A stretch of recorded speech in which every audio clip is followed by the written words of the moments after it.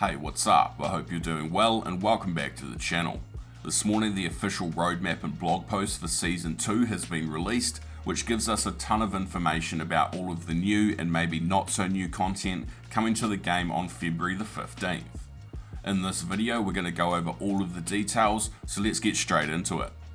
To kick things off, across all modes there are going to be 5 new weapons added, and all of these weapons will have 4 new camos each that can be unlocked and then used on any other weapon.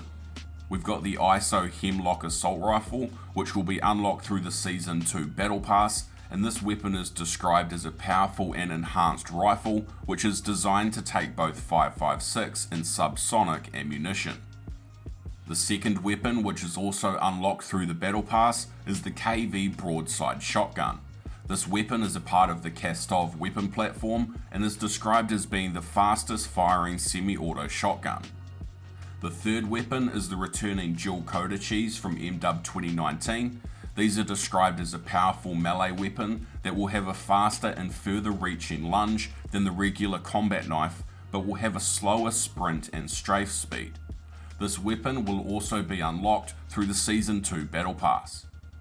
The fourth weapon is the classic crossbow marksman rifle, and similar to MW 2019, this is described to have several different ammo types and exclusive customization options. Now, in order to unlock the crossbow, you'll need to complete the new seasonal event called Path of the Ronin. The way this event is going to work is that there will be 7 different challenges to complete based on the 7 virtues of Bushido. These virtues are integrity, respect, courage, honor, compassion, sincerity, and loyalty. Each of these challenges you complete will give its own rewards, such as weapon charms or gun screens, and the crossbow itself will be unlocked after completing all 7 challenges. Also later in the season, most likely Season 2 Reloaded, we'll see a new marksman rifle added called the Tempest Torrent, which is going to have its own in-game challenge that will need to be done in order to unlock it. Now, the main operator for the season is Operator Ronin, who I'm sure most of you will remember from MW 2019. Ronin will be unlocked through the Season 2 Battle Pass, and in this morning's blog post we got a look at both of his Tier 1 as well as his Tier 100 skin, which both look pretty sick. On the roadmap, a few new skins and bundles were previewed, which includes the Sheathed Blade skin for Operator Rose, the Ruthless Pursuit skin for Operator Nova, as well as the Tracer Pack Ballistic Love bundle for the crossbow and Operator Raze, plus the Tracer Pack Shinobi bundle, which I believe to be for Operator Zimmo. It was also announced that there will be a new PlayStation exclusive combat pack for Operator Oni, which will be releasing on the 22nd of February.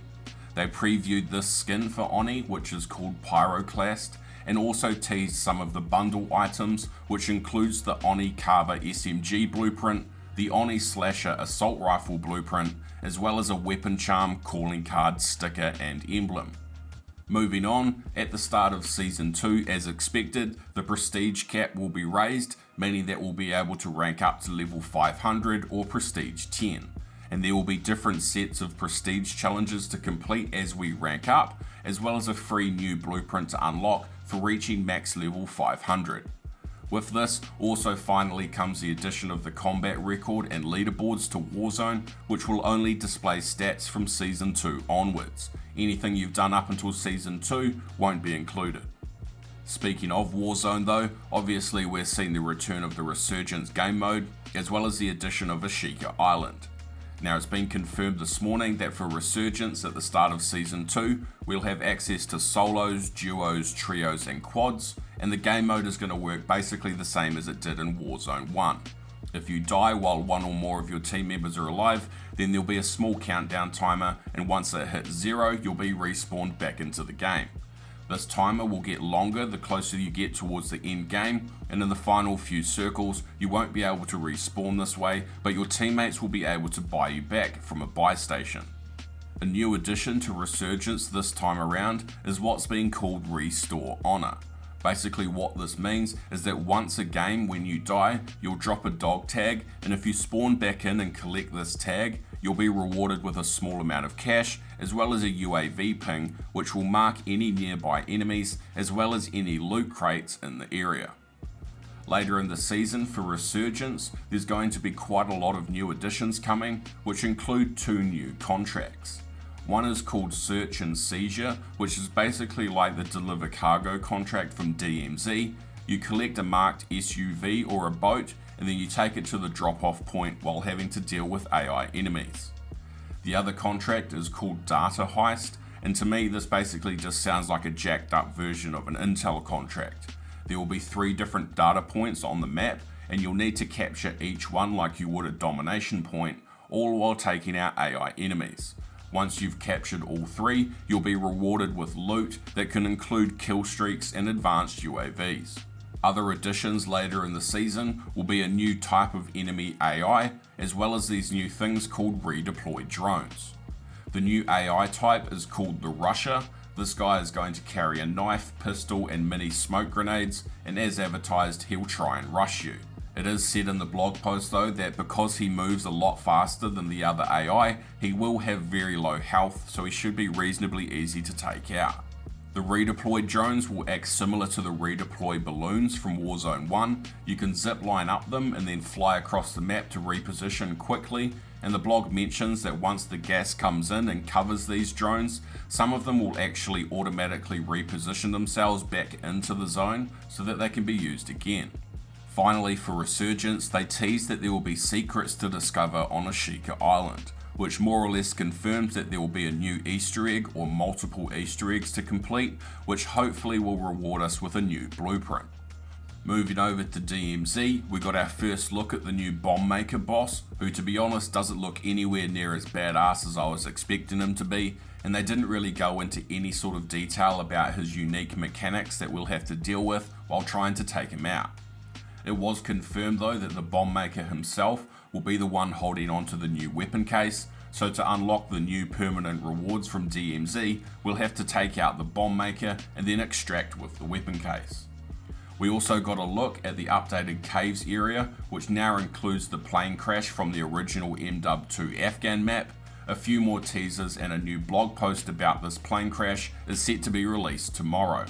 Other than that, they basically just went back over all of the details of the DMZ reset and the addition of a new faction, which we already covered in my most recent video, so if you're unaware of that, make sure to check out that video after this one. Lastly, moving over to Modern Warfare 2, there's going to be 4 new maps added in. 2 of these will be battle maps for ground war and invasion, both of which are different sections from Al Mazrah. We've got the Zaya Observatory as well as the airport terminal points of interest. The other 2 maps are for 6v6, one of which is the returning Dome map originally from MW3, and the other is Valdera's Museum, which you'll remember if you played in the beta last year. At the launch of Season 2, ranked play will go live, which will include different ranks from bronze to iridescent to grind through, as well as different rewards being on offer like skins and blueprints if you can rank up high enough. Classic hardcore mode is going to be returning, which will replace that crappy tier 1 mode.